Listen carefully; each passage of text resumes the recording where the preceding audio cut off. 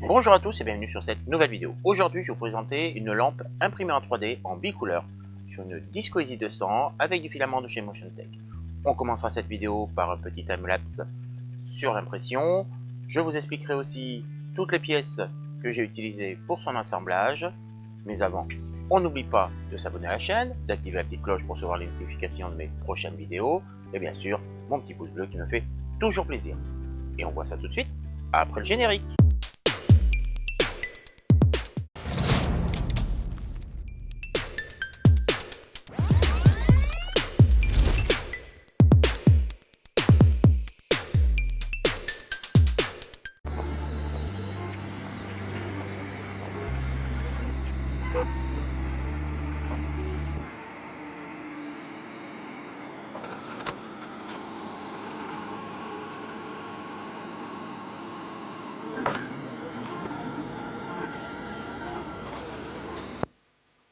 Allez, nous voici sur la partie électrique, assemblage, donc la pièce imprimée qui va être au centre de la lampe,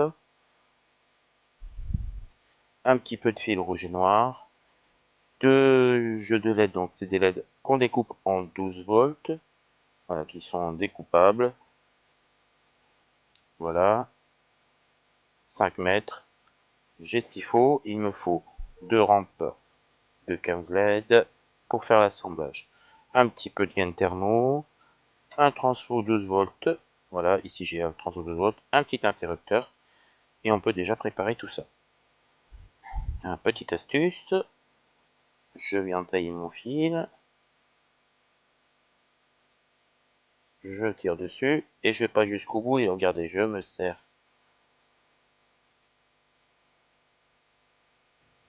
Hop, et on vient couper juste la quantité nécessaire.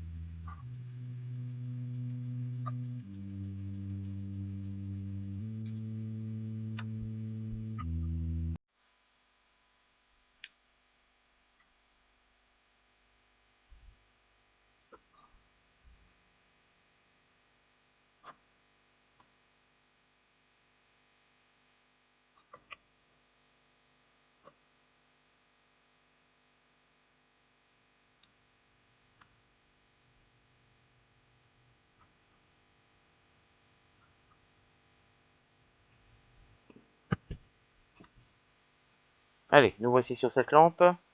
Elle est finie. Bon, on voit les petits défauts de lumière ici, les défauts d'impression sur la finition. Bon, c'est pas trop grave. Quand même quelques petits défauts d'impression. Ici, on a un peu de jour. Voilà, il y a quelques petits endroits, quelques petites bavures. Voilà, ici, on a un petit point noir à ce niveau-là. Ici, on a une trace, surtout sur le blanc, que j'ai dû frotter un petit peu. Voilà, ça c'est au moment du changement de filament. Ça laisse des traces. Vous avez aussi dans le timelapse les filaments à l'intérieur. Bon, ça gêne pas trop.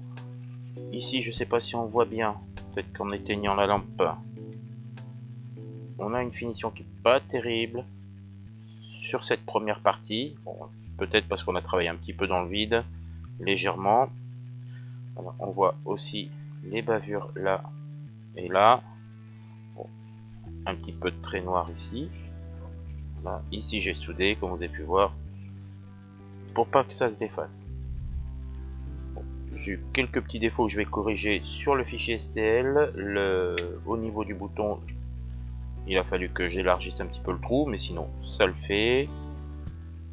Voilà, c'est fonctionnel, c'est quand même sympathique. Et voilà, cette vidéo arrive à sa fin. Bon, une impression qui est quand même relativement bien réussie, malgré ces quelques petits défauts, sûrement dû à un problème de gestion de température ambiante, mais aussi peut-être d'impression.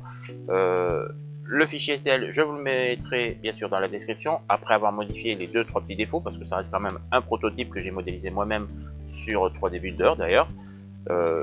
Au niveau du matériel utilisé, bon, un petit interrupteur standard, du fil électrique qui traînait dans mes affaires, mais le plus important bien sûr c'est les LED en 12 volts. Donc là j'ai acheté un rouleau de 5 mètres qui se découpe par LED de 3 d'ailleurs. Donc facile à installer, facile à souder d'ailleurs. J'ai même trouvé que les pattes de soudure étaient très faciles. Bien sûr, si cette vidéo vous a plu, on n'hésite pas à mettre le petit pouce bleu. Si vous avez des questions, mettez-les dans les commentaires, j'essaierai d'y répondre. Et puis je vous dis à une prochaine vidéo. Salut, ciao ciao.